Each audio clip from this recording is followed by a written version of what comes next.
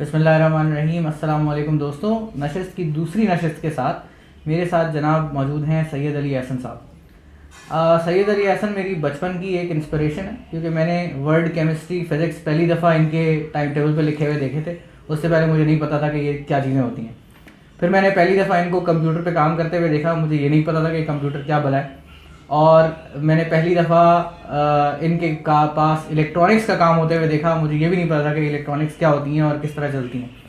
तो बहुत सारी चीज़ें जो मैंने पहली दफ़ा देखी वो इनकी वजह से देखी। तो मेरे साथ आज ये मौजूद है। मज़े की बात ये है कि ये इस वक्त एक्सप्रेस न्यूज़ में हेड ऑफ़ द डिपार्टमेंट हैं, एनिमेशंस डिपार्टमेंट के।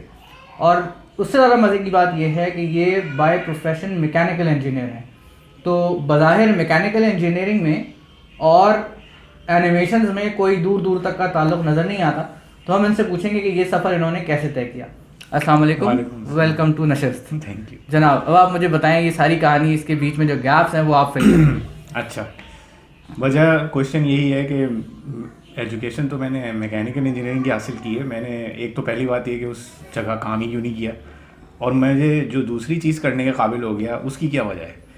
तो एक्चुअली मेरी थोड़ी सी स्टोरी इस तरह की है कि मुझे बचपन में जितना ज़्यादा शौक़ ऐसी इंटरेस्टिंग चीज़ों से जिसमें आप वीडियो गेम को इन्वॉल्व कर सकते हैं, अटारी का नाम ले सकते हैं। तो मेरे इंट्रोडक्शन में खास 9 या 8 साल की उम्र में इस टाइप की टेक्नोलॉजी से होना शुरू हुआ। और मैं अपने आप को बहुत ये देखा कि मुझे बहुत शौक़ है इन चीज़ों का।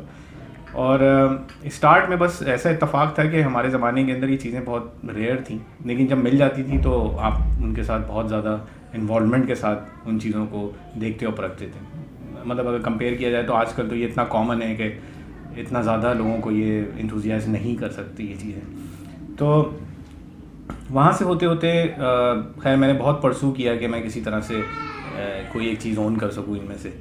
तो सबसे पहले मेरे पास अटारी वीडियो गेम था। उस पर मैं गेम तो मैं खेलता ही था, लेकिन मुझे इस बात की हैरानी थी कि गेम खेलना मेरा इतना शौक़ नहीं था। मुझे इस चीज़ से शौक़ था कि ये बनता किस तरह से है इन पे, या इस चीज़ के पीछे टेक्नोलॉजी क्या है। आपको सुन के हैरानी होगी कि बचपन में शायद और लोगों की तरह मैं हमेशा ही समझता था कि टीवी के अंदर जिन चीज़ों को हम देख रहे हैं उनके अंदर होती हैं कहीं। तो मैं कोशिश करता था कि मैं जाके पहले तो पीछे से देखता था कि वो चीज़ें अंदर से कैसे एक्ट कर रही हैं, कहाँ हैं, ठीक है जी। लेकिन बाद में मुझे पता लगा कि इसके अंदर तो कुछ भी नहीं है, ये तो बस अजीब गर्मी निकलती है और लाइट सी है अंदर कुछ। तो मैंने एक ज़माने में अपना टीवी खोल भी दिया था उनको तलाश करने के चक्कर में। तो बहरहाल अंदर मुझे कुछ ना मिलने की वजह से उस वक्त तो मेरे को समझ नहीं आया कि ये चक्कर है क्या। जहाँ तक अटारी का ताल्लुक़ है तो अटारी की जो डिस्क कार्ट्रिज आती थी उसमें अंदर एक्चुअली वो उसका केस ऐसा था कि वो जब आप उसको प्रेस करते थे तो वो खुलता था, लेकिन ऊपर से अगर आप देखें तो आपको ऐसा लगता था कि शायद कोई कैसेट है। उस ज़माने के अंदर हमारे ऑडियो कैसेट बहुत हुआ करते थे। मैं ये समझता था कि अटारी के जो गेम्स हैं वो एक वीडियो कैसेट की तरह प्ले होते हैं। बहरहाल ये बहुत ही रॉ एक मेरे दिमागी परसेप्शन था इन चीज़ों को समझने के, लेकिन आहिस्ते आहिस्ते जैसे मैं इन्वॉल्व तो मैं आई वॉज एस्टोनिश्ड कि किस तरह से इलेक्ट्रॉनिक्स इन्वॉल्व है, माइक्रो प्रोसेसर और कंप्यूटर्स क्या होते हैं और वो किस तरह से इन चीज़ों को ट्रांसफॉर्म करते हैं। तो उस नॉलेज की जुस्तजू के चक्कर में जब अटारी को देखा, उसको कुछ हद तक समझ गया। उस ज़माने में इतनी एक्सेसिबल नहीं थी नॉलेज, ऑनेस्टली मैं बात कर रहा हूँ आपसे 1978 की या 82 83 की। तो उस ज़माने के अंदर नॉलेज कभी कभार आपको एक्सीडेंटली मिल जाया करती थी, किसी किताब की सूरत में, किसी मैगज़ीन के अंदर कोई छोटा सा आर्टिकल छप जाता, उसके बाद फिर खामोशी हो जाती थी। आपको मतलब ऐसा नहीं था कि आप मुसलसल जाकर इंटरनेट पर तलाश करें तो आपको फिर वही चीज़ दोबारा बहुत वाफ़े मिकदार में मिल जाए और आप उससे बहुत ही जल्दी सारी चीज़ें सीख के और उसको फारिग कर दें। हम लोग के साथ ही होता था कि once we get a knowledge we use to dwell on it कि यार ये, और हमें बहुत एम्पल टाइम मिलता था नेक्स्ट ऑन नॉलेज के आने तक। तो इस वॉज अ गुड टाइम। तो बहरहाल उस ज़माने में अब चूँकि ये सब गेम से रिलेटेड चीज़ें थी तो मेरे वालिद साहब इन चीज़ों के ख़िलाफ़ थे, क्योंकि उस ज़माने के अंदर अगर आप वीडियो गेम का नाम ले लें किसी के सामने तो ऐसा लगता था कि माजरत के साथ कि आपने किसी नशावर चीज़ के बारे में कोई इजाज़त मांग ली। तो इस चीज़ को वो कभी अलाउ नहीं करते थे कि मैं गेम्स वगैरह खेलूँ। लेकिन मेरे शौक़ को और मेरी ज़िद को देखते हुए उन्होंने अपनी कमाई में से एक अच्छा खासा अमाउंट मेरे लिए फ़र्स्ट कंप्यूटर उन्होंने मुझे लेके दिया था जिसका नाम था कॉमोडोर 64। और मेरे लिए भी वो फर्स्ट कंप्यूटर था जो मैंने देखा था। समझे, हाँ, ख़ानदान के लिए पहला कंप्यूटर हो गया था। तो ये कब की बात है? ये है 1984 की। सही, मैं 4 साल का होऊंगा तो मैंने 5 साल की उम्र में देखा होगा।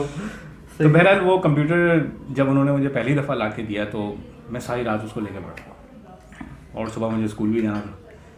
और मेरा उस चीज़ से इतनी ज़्यादा लगाव और दोस्ती थी कि मेरा स्कूल एक्चुअली बहुत वॉकिंग डिस्टेंस में था और है भी अभी। तो मैं जो ना उस स्कूल में जब लंच टाइम होता था ना तो मैं वो भी ज़ाया नहीं करता था, मैं घर आ जाता था और सिर्फ 15 मिनट के लिए सही, लेकिन मैं उसको खोल के चलाता ज़रूर, तो फिर वापस चला जाता था मैं स्कूल। क्या बात। तो बहरहाल वो शौक की एक ऐसी चीज़ है जिससे मैं अपने आप को इतना एवेलुएट नहीं कर रहा था। मुझे एक ज़िंदगी मिल गई थी, एक चीज़ ऐसी मिल गई थी जिसके साथ मैं आराम से रह सकता था। तो अच्छा, इस चीज़ को अगर मैं वैसे देखूं तो आई वॉज लर्निंग समथिंग, मतलब इट वॉज समथिंग के जो कि ठीक है उस ज़माने के अंदर, चूँकि हर ज़माना अपने अंदर कोई ना कोई चीज़ छुपाए हुए होता है और वो वाज़ेह तौर पे सामने नहीं आती, तो ज़रूरी नहीं था कि मेरे वाले साहब इससे इत्तफ़ाक़ करते कि मैं सब कुछ सही कर रहा हूँ। लेकिन इत्तफ़ाक़ ऐसा हुआ कि वो सब सही ही था एक तरह से, क्योंकि जहाँ हम अपने घरों में अपने कंप्यूटरों से 1-2 अफराद हमारे इलाके में खेल रहे थे, तो उस ज़माने में पूरी दुनिया इन चीज़ों से खेल ही रही थी और एक चीज़ डेवलप हो रही थी जो कि अराउंड 1980s और 90s के दरमियान में आना शुरू हुई, जिसमें सबसे पहले अगर आप हिस्ट्री से वाकिफ़ हों तो एप्पल ने पर्सनल कंप्यूटर निकाला। कंप्यूटर्स पहले बहुत ही एक ऐसी चीज़ होती थी जो कि लोगों के घरों की हद, और एप्पल ने कॉमोडोर से पहले बहरहाल वो अपना पर्सनल कंप्यूटर निकाल दिया था। तो ये एक रेवोल्यूशन क्रिएट हो रहा था जिसने, और बड़े छुपे हुए अंदाज में हो रहा था क्योंकि इंटरनेट तो था नहीं, तो अब आपको दुनिया जान की तो इन्फॉर्मेशन मिल नहीं सकती थी। लेकिन ये सब इमर्ज आउट हुआ है पूरे 1980s से लेके 1990 के ज़माने के अंदर, और घरों के अंदर इन इलेक्ट्रॉनिक डिवाइसेस के होने की वजह से बहुत कुछ लोगों ने सीखा अपने तौर पे। सेल्फ टॉट एक समझ लें कि जो चीज़ थी वो बहुत एक ऐसी इंडस्ट्री को रेवोल्यूशनाइज करने में कामयाब हुई जिससे हम सब आजकल अपनी मतलब ऑलमोस्ट ज़िंदगियाँ पूरी उसी पे गुजार रहे हैं। बहरहाल तो पढ़ाई मैं करता, मतलब ऐसा नहीं था, मैं I was not a very studious person. उसकी रीज़न ये थी कि जाहिर बात है आपकी दिमाग की कैपेसिटी है, तो मैं 90% तो अपने कंप्यूटर के साथ लगा देता था, जो 10% बच जाती थी अपनी तालीम को दे देता था। सही। तो वो बस मैं समझ लें पास होने के लिए सिलसिला मेरा चल रहा था। तो बहरहाल मैं पढ़ाई में मुझे इस चीज़ों के शौक़ ने अल्टीमेटली बहुत सारी चीज़ों को ख़ुद बनाने के जस्तजू पैदा की, और मैं ने 1-2 सॉफ्टवेयर लिख डाले थे। मैं मेरा जो फ़िज़िक्स का जो असाइनमेंट था वो मैं अपने कंप्यूटर में सिर्फ डेटा डाल के एंटर करता था, क्योंकि जो भी इक्वेशंस जो कि मुझे याद करनी चाहिए थी मैंने अपने कंप्यूटर को याद करवा दी थी। और वो आपके बॉयल्स लॉ और इस तरह के जितने भी मेरे असाइनमेंट्स होते थे, तो मेरे कंप्यूटर में मैं सिर्फ वैल्यू एंटर करता था प्रेशर और टेम्परेचर की, और वो सारी कैलकुलेशन जिस तरह से स्टेप्स में करनी चाहिए थी वो नहीं निकाल देता था, मैं उसका प्रिंट आउट निकाल देता था। एग्जाम में कैसे करते थे वो? हाँ, ये बात एक अलग है कि मैं इन चीज़ों को एग्ज़ाम में कैसे करता था। एग्ज़ाम के लिए तो मुझे वही तरीका अपनाना पड़ता था जो कि बाकियों के उसमें था। मैं माजर के साथ कभी कभार जो प्रिलिमिनरी एग्ज़ाम होते थे उनमें कभी कभार लुढ़क जाता था, तो मुझे समझ में आ जाती थी कि इस तरह से फाइनल नहीं निकलेगा। तो अब वो भी एक ज़रूरी चीज़ थी, क्योंकि हमारे उस ज़माने के अंदर हमें ये बिल्कुल नहीं सेंस थी कि एजुकेशन जो है वो किसी भी लिहाज से छोड़ी जा सकती है या उसको कोई ऑल्टरनेटिव है। तो स्कूल पूरा मुकम्मल सही से किया। इंटर में भी मैं आहिस्ता आहिस्ता ये ज़रूर था कि मैं मतलब अब जितना इंथुजियास्टिक अपने कंप्यूटर के मामले में था, तो इन मसरूफियत की वजह से जो कि मतलब इंटर और मैट्रिक में होती है, तो मुझे छोड़ना भी पड़ा था ये चीज़ें काफ़ी अरसे के लिए। मिट्टी भी खाई है चीज़ों ने, मतलब ऐसा नहीं था कि मैं रेगुलर एक इंथुजियास्ट रहा हूँ। लेकिन इन चीज़ों ने मेरी एक एजुकेशन पीछे से डेवलप कर दी थी, और बाय द टाइम 90s के अंदर ये सब चीज़ें इमर्ज आउट होना शुरू हुई थी, तो I was very well prepared for them, क्योंकि मुझे सब पता था इनके बारे में कि ये कैसे ऑन हो सकती है, से लेके इनसे एक प्रोडक्ट कैसे बनाया जा सकता है। तो आई वॉज वेरी लकी। और अगर आप वैसे देखें तो अगर मैंने प्रोफेशनली 94 में जब काम शुरू किया, और वो वैसे तो सबसे पहले मैंने मैकेनिकल इंजीनियरिंग का ही काम स्टार्ट किया था, लेकिन मुझे इस चीज़ की सेंस थी कि मुझे करना क्या है। आई was very clear on that. मतलब मैं किसी भी इंजीनियरिंग के सब्जेक्ट में मेरा इंटरेस्ट कभी भी नहीं बन सका जितना कंप्यूटर की लाइन में बना, because I knew that and I was excelling in that. मेरे लिए आसान था, मेरे लिए नेचर के अंदर बैठ गया था कि इन चीज़ों से आगे पीछे क्या हो सकता है। सो आई कैन प्रिडिक्ट कि नेक्स्ट मुझे क्या करना है, तो मैं उसी तरफ ही निकल रहा था। लेकिन जाहिर बात है कि अब आपके एजुकेशन सिस्टम जो है वो थोड़ा सा ओरिएंटेड इस तरह से है कि वो हर किस्म की एडेप्टिव चीज़ें इतनी जल्दी अपने लिए नहीं बना पाता। तो एजुकेशन मुझे उस तरफ नहीं लेके जा रही थी जिस तरफ मैं एक्सेल करना चाह रहा था। तो मैंने अल्टीमेटली अपनी एजुकेशन में उन्हीं सब्जेक्टों में ज़्यादा इंटरेस्ट लिया जो कि मेरे लिए ज़्यादा इंपॉर्टेंट थी, जिसमें इलेक्ट्रॉनिक्स हो गया, प्रोग्रामिंग थी मैकेनिकल इंजीनियरिंग में भी, तो मैंने उसमें भी की। और वहाँ पे से निकलने के बाद जो सबसे पहली लाइन मैंने मैकेनिकल में चूज़ की थी वो कैड कैम की थी, which is computer aided designing and computer aided manufacturing. ये कोई सब्जेक्ट नहीं था हमारा उसके अंदर। हमें ऑटो कैड वगैरह ज़रूर सिखाया जाता था उस ज़माने में, लेकिन इट वॉज मतलब उस वक्त आप ये समझ लें कि इतनी टेक्नोलॉजी एडवांस नहीं हुई थी कि आप एक्चुअली कोई ड्राफ्टिंग का काम जो है ना कंप्यूटर पे कर सकें। बहरहाल, तो कंप्यूटर एडेड डिज़ाइनिंग उस ज़माने में रेयर थी। कुछ ऐसे इदारों को ज्वाइन करना पड़ता था जिनके पास हाई एंड कंप्यूटर्स हों। तो मैंने वहाँ से जो है एक जगह पे कोई सर से काम किया एंड बहुत अच्छा मज़ा आया, क्योंकि इन चीज़ों से मेरी वाकफियत थोड़े से घर पे लर्निंग की वजह से अच्छी थी। तो उन्होंने भी मुझे अच्छी अपॉर्चुनिटी भी दी कि मैं उनके साथ फंक्शन कर सकूँ। मिड वे में आपको जैसे बताता चलूँ कि 90s के अंदर दो बहुत मशहूर फिल्में रिलीज़ हुई थी। एक का नाम था जुरासिक पार्क और एक का नाम था टर्मिनेटर 2। सही है, ठीक है जी।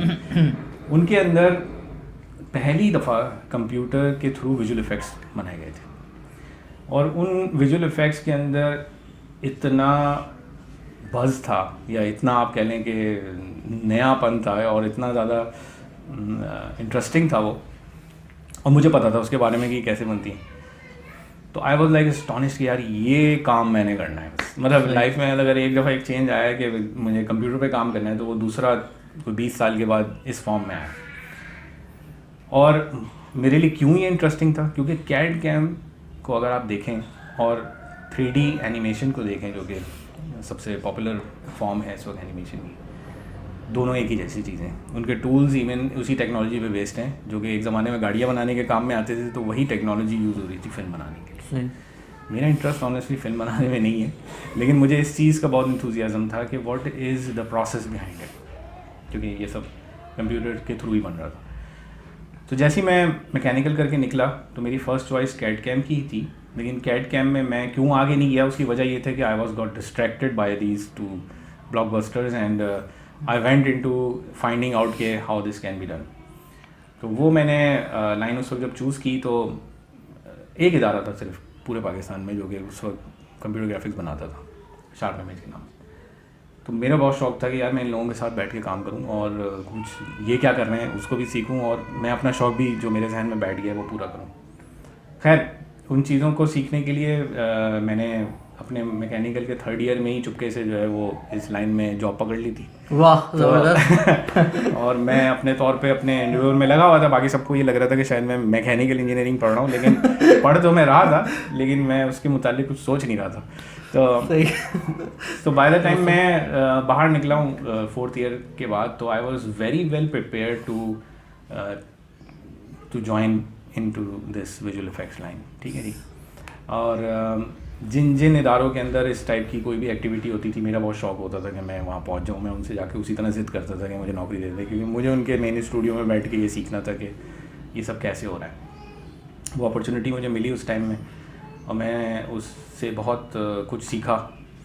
और बस वो एक ऐसा फ़्लो था, एक ऐसी स्लाइड थी कि उसके बाद जब मैं उस स्लाइड से उतरा हूँ तो मैंने फिर ना पीछे मुड़ के देखा कि मैं कहाँ आ गया हूँ और ना ही मैं डिसअपॉइंट हुआ।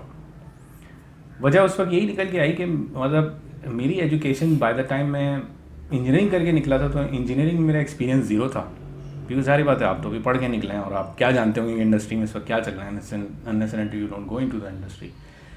लेकिन इस वाली की जो एजुकेशन थी वो मेरी समझ लें कोई 10 साल पुरानी तो होगी, तो 10 साल का एक्सपीरियंस मैं रखता था, तो सारी बात है आप उन चीज़ों को ही आसान समझेंगे जो आपको पहले से आ गई।